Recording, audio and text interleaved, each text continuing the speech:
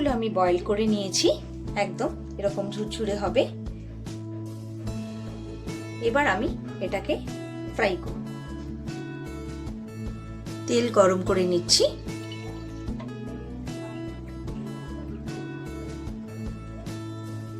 একটু ডুবো তেলে দিতে হবে। তেলটা গরম হয়ে গেছে। এবার আমি খুব অল্প সংখ্যক, জাস্ট নেস্টের মতন করে দিতে হবে, অল্প অল্প করে, যাতে নেস্ট মতন হয়।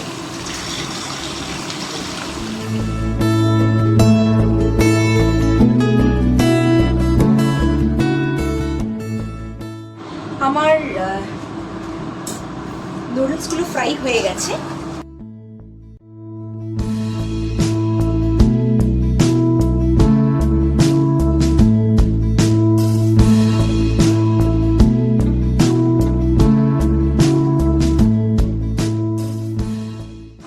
সস করার জন্য আমার যে যা ইনগ্রেডিয়েন্টস লাগছে, আমি স্প্রিং অনিয়ন নিয়ে নিয়েছি, রেড বেল পেপার নিয়েছি, ইয়েলো বেল পেপার নিয়েছি, বিনস নিয়েছি, আর গ্রিন ক্যাপসিকাম নিয়েছি।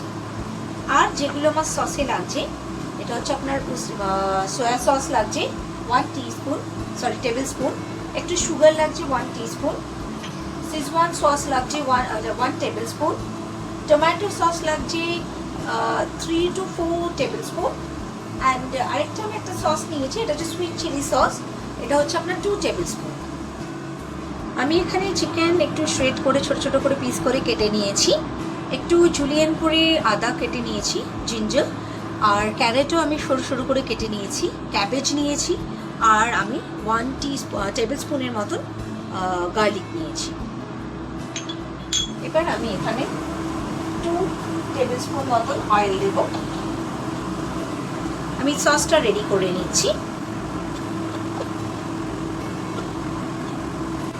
এর মধ্যে আমি গার্লিকগুলো দিয়ে দিচ্ছি।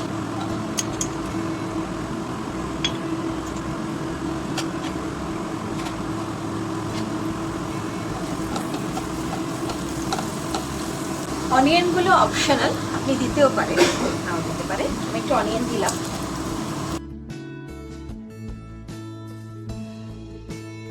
চিনিটা দিয়ে দিচ্ছি।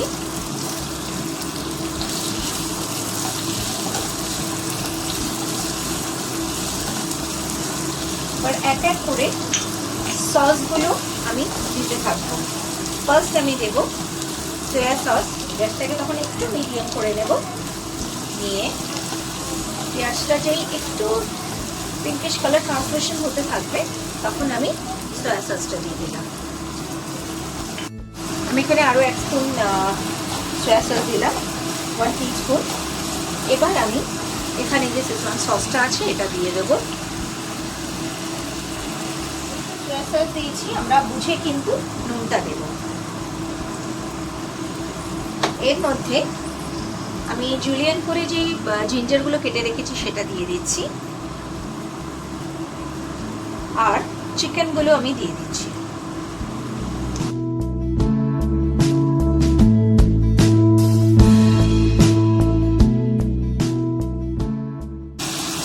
এর মধ্যে আমি ক্যারেটগুলো দিয়ে দিলাম,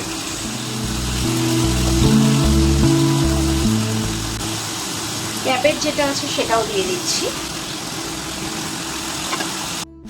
ক্যাবেজ দিয়ে দিলাম। এবার আমি বিনসগুলো দিয়ে দেবো, বিনস, ক্যাপসিকাম,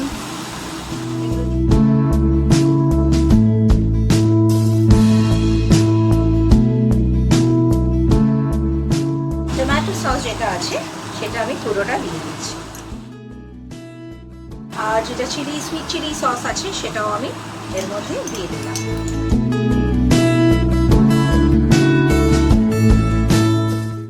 সসগুলো দিয়ে এটা যখন হচ্ছে, আমি গ্যাসটাকে মিডিয়ামে দিয়েছি, দিয়ে এবার আমি একটু ঢেকে দেবো ফর 2 মিনিট।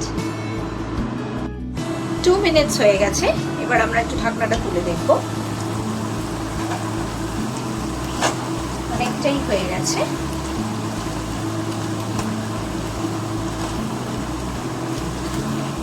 দেখুন চিকেনের থেকে অনেকটা জল বেরিয়েছে, যেটাতে ভেজিটেবলস গুলো হয়ে যাবে।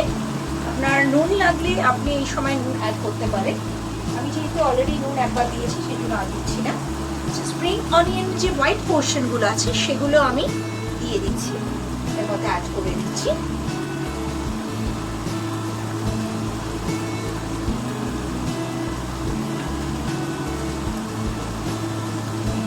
কিছুটা গ্রিন পোর্শনও আমি অ্যাড করলাম।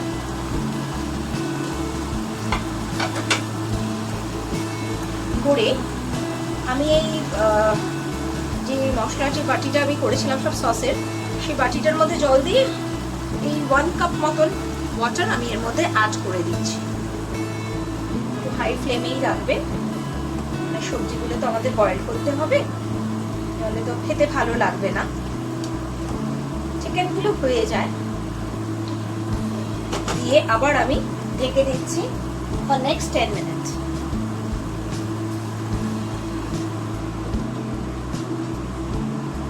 গ্যাসের ফ্লেমটা একটু মিডিয়ামে করে দিলাম। এর মধ্যে আমি একটু পেপ্রিকা অ্যাড করছি, 1/2 টিস্পুন মতন। ঝাল যদি আপনাদের আর একটু লাগে তাহলে আপনারা 1 টিস্পুন মতন দিতে পারবেন। পেপ্রিকা পাউডার অ্যাড করে দিলাম, এটাতে কালারও হয় খুব ভালো। আর এর মধ্যে 1/2 টিস্পুন মতন আমি গোলমরিচ অ্যাড করে দিলাম।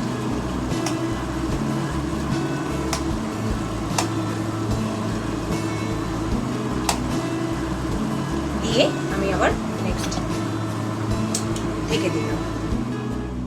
আমি আবার ঢাকনাটা তুলে দেখব।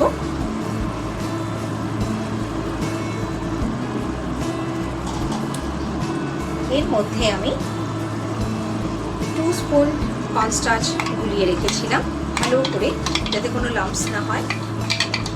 এটা এবার আস্তে আস্তে আমি এর মধ্যে দিয়ে দেব। 2 টিস্পুন দিয়েছিলাম জলের মধ্যে, কোনো লাম্পস হবে না, অল্প পরিমাণে করে দিতে হবে।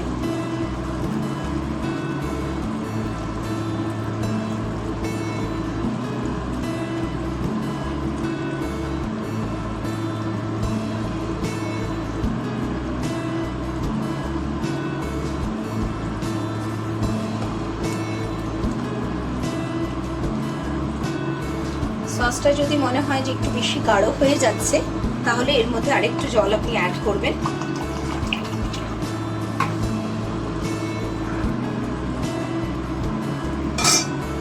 একটু পাতলা করতে হবে এই সসটা,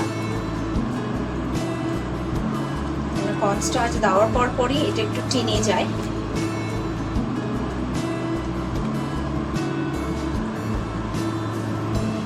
দিয়ে এটাকে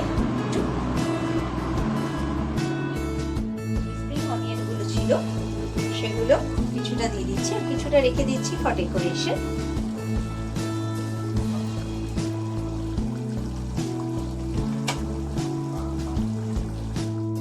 আমার সসটা রেডি হয়ে গেছে, ইটস রেডি টু সার্ভ। আমি গ্যাসটা অফ করে দিচ্ছি, দিয়ে